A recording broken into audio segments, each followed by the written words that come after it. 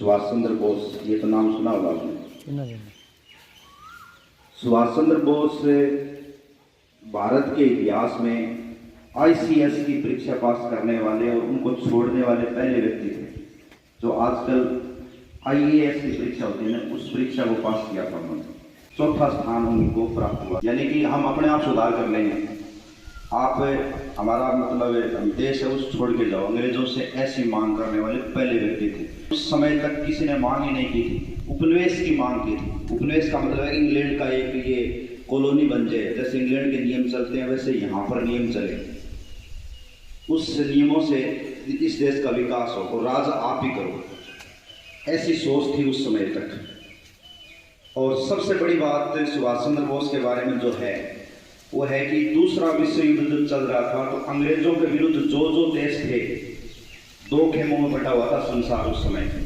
एक खेमे में लीडिंग कर रहे थे इंग्लैंड और अमेरिका, दूसरी तरफ जापान, जर्मनी, इटली, ये चीन, ये देश थे। तो इन देशों के साथ में मिलकर के और अंग्रेजों और अमेरिका को चुनौती देने का काम किया था सुभाष चंद्र बोस ने। कैसे किया था? दूसरा विश्व युद्ध जब शुरू हुआ तो दूसरा विश्व युद्ध के समय भारत की सेना युद्ध में भाग लेगी कि नहीं लेगी, ये निर्णय करना था अंग्रेजों को। चूंकि भारत की सेना में भारतीय सैनिक थे लेकिन अधिकारी सारे अंग्रेजी अधिकारी थे, उन्होंने निर्णय लिया कि भारत के सैनिकों को युद्ध में भाग लेना पड़ेगा। हालांकि भारत के जो कांग्रेस पार्टी थी उस समय उन्होंने पूरा विरोध किया था कि भारत के सैनिकों को आप युद्ध में नहीं धकेल सकते। प्रकार से अप्रत्यक्ष रूप से भारत युद्ध में शामिल था और भारत के सैनिक गए थे युद्ध करने के लिए। और भारत के सैनिक जापान की सीमा पर युद्ध कर रहे थे और उस युद्ध में अंग्रेजों की सेना हार गई। अंग्रेजों की सेना एक प्रकार से भारत की सेना थी और 20 से 30 हजार सैनिकों को वहां पर बंदी बना लिया गया। बंदी बनाया गया, ये बात जब सुभाष चंद्र को पता चली, सुभाष चंद्र बोस को, तब वो यहाँ से उनको नजरबंद रखा गया था। तो सबसे पहले तो वो पठान के वेश बना करके और किसी भी तरीके से भाग करके पेशावर पहुंच गए और पेशावर से मास्को होते हुए जर्मनी पहुंच कर फिर जापान पहुंच गए। और जापान जाकर के जनरल टोजो नाम के वहाँ पर प्रधानमंत्री थे, उनके साथ में बात की कि आपकी जेल के अंदर जो 20 से 30 हजार सैनिक हैं उनको ट्रेनिंग अंग्रेजों ने दी है, ये बिल्कुल सही है। और वो अंग्रेजों का सहयोग करने के लिए आपके विरुद्ध आए थे, ये भी सही है। लेकिन मैं उनको अंग्रेजों के विरुद्ध युद्ध करने के लिए तैयार कर सकता हूँ, आप उन्हें मुझे मिलवा दीजिए। आप भी ये चाहते हैं कि अंग्रेज आ रहे हैं, ये भारतीय सैनिक है और अंग्रेजों के विरुद्ध युद्ध करेंगे। आजाद हिंद फौज कैसे बनी ये मैं आपको बता रहा हूँ। तो जनरल टोजो ने कहा कि ठीक है, हम तो ब्रिटेन को हराना चाहते हैं, इंग्लैंड को हराना चाहते हैं, आप उनसे मिलिए। तो कैथे सिनेमा था एक वहाँ पे, उसके अंदर उनको इकट्ठा करके और सुभाष चंद्र बोस ने सबको कहा कि तुम जो अभी तक युद्ध कर रहे थे वो अपनी तनख्वाह के लिए या फिर पैसे के लिए कर रहे थे, अब आपको युद्ध करना है बिना पैसे के लिए और देश के लिए। आप अंग्रेजों का सहयोग करने के लिए आए थे, आपको गोली चलाना अंग्रेजों ने सिखाया था, लेकिन अब आपको गोली अंग्रेजों के ऊपर चलानी है।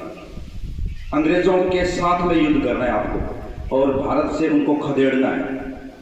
तो इस प्रकार से आजाद हिंद फौज की मतलब वहाँ स्थापना हुई थी और जय हिंद और दिल्ली चलो का नारा वहाँ पे उन्होंने दिया था। और उन युवाओं से उन्होंने कहा था कि तुम मुझे खून दो, मैं तुम्हें आज़ादी दूंगा, ऐसा उन्होंने कहा। उस समय कैथे सिनेमा हॉल था ना, उसके अंदर सुभाष चंद्र बोस को भारत का प्रधानमंत्री नियुक्त किया गया और एक प्रकार से अस्थायी सरकार बन गई थी भारत की। इस सरकार को संसार की 9 शक्तियों ने मान्यता दी थी, जिसमें चीन शामिल था, कोरिया शामिल था, जापान, जर्मनी और इटली भी शामिल था। जापान ने यह वादा किया था कि आपको हथियार हम देंगे, आप अंग्रेजों के साथ में लड़ो। इतने दिन हथियार आपके पास थे वो अंग्रेजों के थे और आप हमारे साथ युद्ध कर रहे थे, लेकिन अब आप अंग्रेजों के साथ में युद्ध करो और हथियार और अन्य चीज हम आपको उपलब्ध करवाएंगे। तो दक्षिण क्षेत्र से अंडमान निकोबार द्वीप समूह जो है वहां से युद्ध करते हुए आजाद हिंद सेना जो है वो 2 द्वीप को जीतने में कामयाब हो गई थी। लेकिन उसी समय एक दिक्कत ये आ गई, वरना भारत 1945 में आजाद हो जाता अगर डायरेक्ट युद्ध में अंग्रेजों को हरा देते तो। लेकिन दिक्कत क्या थी? दिक्कत ये थी कि उस समय जर्मनी है वो ब्रिटेन से हार गया और साथ ही साथ अमेरिका ने फिर 9 अगस्त को और 6 अगस्त 1945 और 9 अगस्त 1945 को जापान के हिरोशिमा और नागासाकी नामक स्थान पर बम गिरवा दिए थे। बम थे वो परमाणु बम, और उसके कारण जापान ने भी हार मान ली। ब्रिटेन के सामने जापान और इटली, जर्मनी जो उनके सहयोगी थे आज़ाद हिंद सेना के, उन्होंने हार मान ली। एक प्रकार से हथियार बंद हो गए आज़ाद हिंद सेना के पास में आने, और वहाँ से आज़ाद हिंद सेना जो है वो एक प्रकार से हार गई। 2 द्वीप जीते थे, एक का नाम स्वराज आज भी है और एक का नाम है हिंद। अंडमान निकोबार द्वीप समूह में जो द्वीप जीते थे न, उन द्वीपों के नाम है स्वराज और एक का नाम है हिंद। लेकिन आगे वो नहीं बढ़ सके थे और किसी कारणवश, मतलब कह सकते हैं उस समय ये मानसून भी प्रबल गति पर था, तो उसमें पूरी व्यवस्था नहीं हो सकी उस सेना की। और हारने के बाद में वहाँ से वो भाग रहे थे, तो भागते समय उनका जो फार्मोस हवाई अड्डा है वहाँ पर उनका यान क्षतिग्रस्त हो गया और एक्सीडेंट में उनकी एक प्रकार से मृत्यु हो गई थी 1945 को 18 अगस्त को। ये 6 और 9 अगस्त को की बात है 45 की, ये बम वाले, और उसके 10 दिन बाद है वहाँ से सुभाष चंद्र बोस की मृत्यु हो गई थी 18 अगस्त। आज का टॉपिक हमने सुभाष चंद्र बोस क्यों लिया है, क्योंकि उनका जो मृत्यु दिवस है वो इसी महीने अगस्त में आता है 18 अगस्त को। तो जन्म और मृत्यु, उनके अन्य कार्य वो आप 9 प्रश्न मैंने लिखवाए थे, वो आपको अभी बताने हैं। मुख्य बात उनकी डायरेक्ट युद्ध करने का ये अच्छा साहस किया था।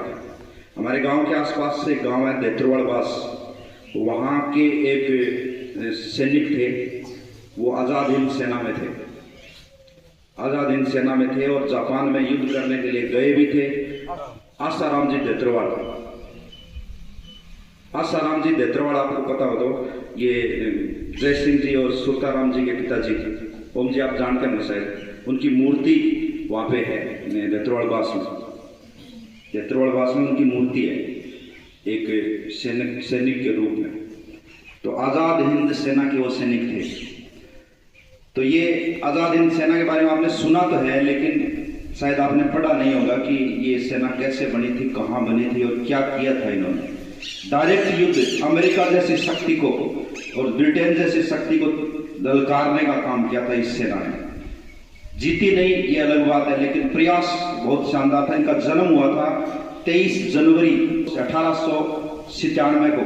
तो उस दिन को 2021 से पराक्रम दिवस के रूप में मनाया जाता है। पराक्रम का मतलब ताकत, शक्ति होता है। तो ये भी याद रखना है, जीके का प्रश्न है, पराक्रम दिवस कब मनाया जाता है? 23 जनवरी को मनाया जाता है। ये अभी जो 23 जनवरी आएगी 26 की, छठा पराक्रम दिवस होगा, यानी 21 से शुरू हुआ है 2021 से। तो पराक्रम दिवस भी याद रखोगे। याद करने का तरीका भी याद रख सकते हो कि 26 जनवरी 15 अगस्त 2 हुआ अपने त्यौहार मान लो स्कूल का। तो 26 जनवरी 3 दिन पहले, 15 अगस्त 3 दिन बाद जन्म और मृत्यु। 26 जनवरी 3 दिन पहले जन्म यानी 23 जनवरी को, और 15 अगस्त 3 दिन बाद यानी 18 अगस्त को मृत्यु। तो 15 अगस्त 26 जनवरी याद रखो, 3 दिन पहले और 3 दिन बाद। 97 और 45, 1897 में जन्म और 1945 में मृत्यु। पहला तो वही प्रश्न आ गया जो मैंने अभी बताया ही है, सुभाष चंद्र बोस का जन्म और मृत्यु कब हुई थी? तो अभी बताया तो यहाँ आगे बता दे। हाथों से बने जरूरी करी सारा को हाथ माने जाओ, चौकी को नाम बोला जा सके। हाथों से मतलब हाथ नीचो क्यों है? अगर सुभाष चंद्र बोस का जन्म और सुभाष चंद्र बोस की मृत्यु कब कब हुई थी? जन्म तो हुआ था 23 जनवरी 1897 में और मृत्यु 18 अगस्त 1945।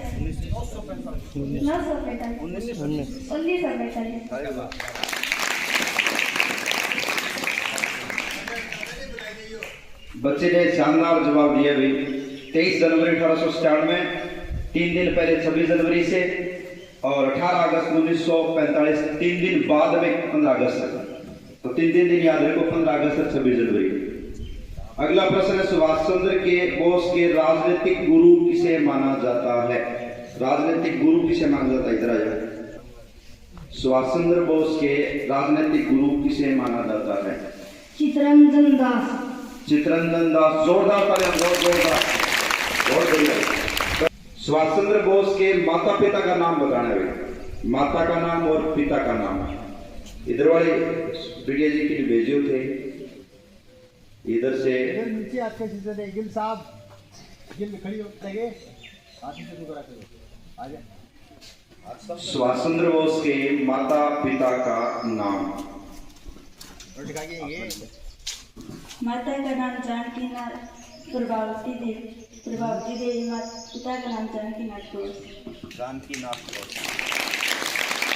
पिता का नाम जानकी नाथ बोस, सुभाष चंद्र बोस है इनका नाम, और माता का नाम प्रभावती देवी, बिल्कुल सही दिया है। सुभाष चंद्र बोस ने कौन सा नारा दिया था? नारा तो छोटे बच्चों को भी पता होना चाहिए ना, खुशबू बताएगी। आजा, सुभाष चंद्र बोस ने कौन सा नारा दिया था? तुम मुझे खून दो, मैं तुम्हें आज़ादी दूंगा। शाबाश, तुम मुझे खून दो, मैं तुम्हें आज़ादी दूंगा। मतलब उन्होंने कहा था कि कोई भी सफलता है ना, वो उसकी कीमत मांगती है, और बिना कीमत के सफलता मिलती नहीं है। तो भारत की आज़ादी की कीमत आपको चुकानी पड़ेगी, और वो कीमत होगी हम में से कुछ लोगों को मरना पड़ेगा। इसलिए उन्होंने कहा था कि तुम मुझे खून दो और मैं तुम्हें आज़ादी दूंगा।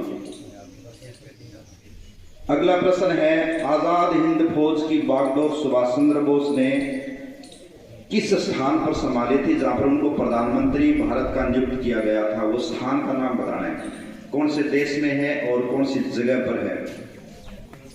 आजाद हिंद फौज की बागडोर सुभाष चंद्र बोस ने कहां पर संभाली थी?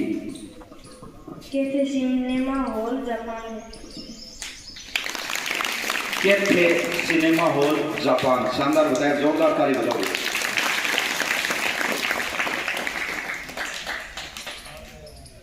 किस अधिवेशन में, कांग्रेस का अधिवेशन जो हुए थे, हर साल होते थे, 1885 में स्थापना हुई थी कांग्रेस की, तो उसके बाद में उस अधिवेशन का नाम बताना है जिस अधिवेशन में सुभाष चंद्र बोस को कांग्रेस का अध्यक्ष चुना गया था। कांग्रेस का अध्यक्ष किस अधिवेशन में चुना गया था? आज किस अधिवेशन में सुभाष चंद्र बोस को 38 में हुआ था, वो कौन सा था? में देखो,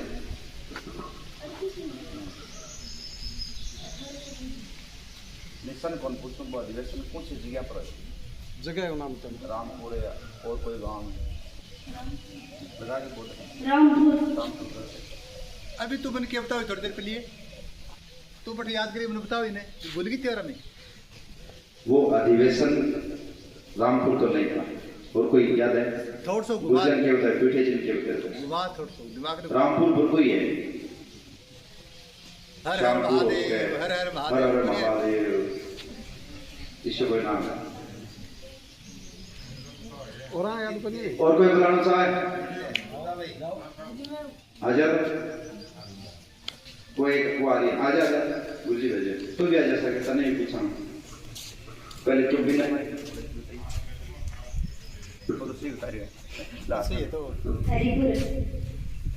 हरिपुर को नहीं, हरिपुरा अधिवेशन कौन सा था? हरिपुरा अधिवेशन के अंदर चुनाव हुए थे पहली बार, क्योंकि गांधी जी चाहते थे कि ये अध्यक्ष न बने, तो उनको वोटिंग करवाई गई थी और गांधी जी के विरुद्ध उन्होंने चुनाव लड़ा था, और उस चुनाव में ये जीते थे। और भारत कांग्रेस के इतिहास में ये 54वां अधिवेशन था। सबसे बड़ी बात यह थी कि पहला अधिवेशन था जो गांव में हुआ था, बाकी मद्रास में या फिर उस समय मद्रास था, चेन्नई का नाम, मुंबई में, दिल्ली में, यहाँ पर अधिवेशन होते थे कांग्रेस के। पहला अधिवेशन था जो गांव में हुआ था, हरिपुरा अधिवेशन के नाम से जाना जाता है।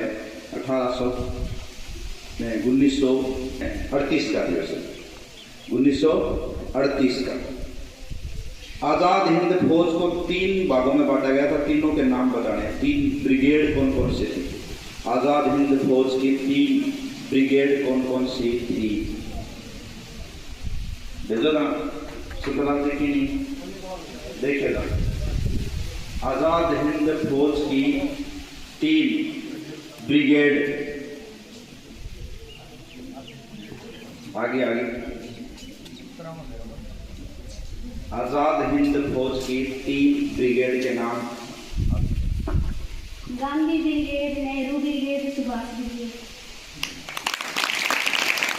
सही जवाब दिया जी, गांधी ब्रिगेड, नेहरू ब्रिगेड और सुभाष ब्रिगेड। वो कौन सी परीक्षा थी जिसको पास करके और छोड़ने वाले पहले व्यक्ति थे सुभाष चंद्र बोस? कौन सी परीक्षा थी वो? आजकल तो आईएएस बोलते हैं, लेकिन उस समय उस परीक्षा का क्या नाम था ये पूछ रहा हूं मैं। आईएएस नहीं बताना है, तेरे को पता है? आ जा तू और दोनों जन आ जाओ। कौन सी परीक्षा थी? आईएएस ये क्या हो रहा है? दोबारा बोल। तो आया 10 साल है, तुम बोली आईसीएस आईएएस ये क्या है? तो आईएएस कोई परीक्षा ही बनी हुआ है, क्या नाम दे रहा? अब की बात पक्को याद रह गई, आईसीएस ये नाम। अरे दोबारा बोल के तो बता। ICS civil service, Indian civil service. ठीक है, आज के लिए ठीक है था, धन्यवाद।